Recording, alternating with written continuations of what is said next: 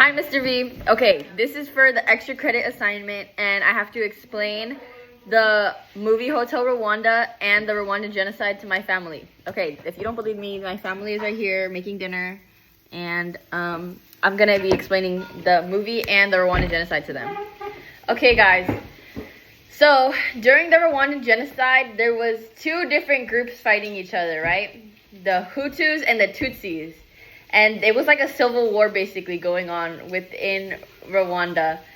And there was no like good sides. And a lot of people were like dying, like a lot. And they mainly focused on killing kids because they wanted to wipe out the next generations of like those people. So in total, they ended up killing about 1 million people in Rwanda. And a lot of it was really bad and like almost unstoppable for like to like get control of the situation because there was no outside help really, like no countries, especially in the movie, like the guy from this guy from the UN said how he said a very racist thing. He said, not only are you guys are Africans. Like, you guys are Africans. Like, that's like, no one's going to want to help you because you guys are Africans. And because it doesn't concern any other country. Yeah. So, but there was also countries that were benefiting off of this war.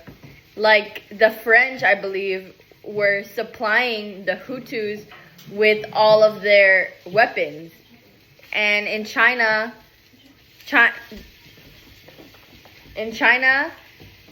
was supplying them with the machetes, and some other countries were Cuba, which was the cigars, and basically there was so many countries that were profiting off of, but not helping this country. This country ended when I believe it was the Hutus pushed the Tutsis out into Congo area, or it was vice versa, I don't really remember, but it's still seen as one of the most violent acts of genocide to this day, and no countries really helped out. And it was very traumatic in the movie of how gory and inhumane things were during that time.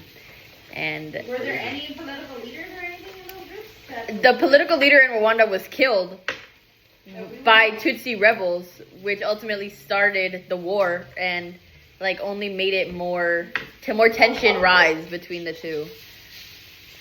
Anyways, guys, any questions? Yeah. What did you learn from it? I learned not to start a mass genocide. Just kidding. No, I learned that there's always two sides to a story, and that I had only known the story like on the outside, like yeah, there was a genocide, but I didn't really like have that like first account, obviously, because I'm not from Rwanda and I don't know. But watching that movie really opened my eyes and like helped me to see that these are struggles that people were living like even in the recent 21st century, and like it's still, times have changed, but there's always continuity. Change and continuity over time, Mr. V. Extra credit. Yes. Yeah, favorite part. Do I have a favorite part? My favorite part is when the family was reunited with their nieces. They were so happy and it was so cute, and it was like the end credit, or like the ending scene, and they brought all the displaced children with them, not just their nieces, because they like felt bad. Aww. Okay. Remember the name of the games again? The Hutus and the Tutsis.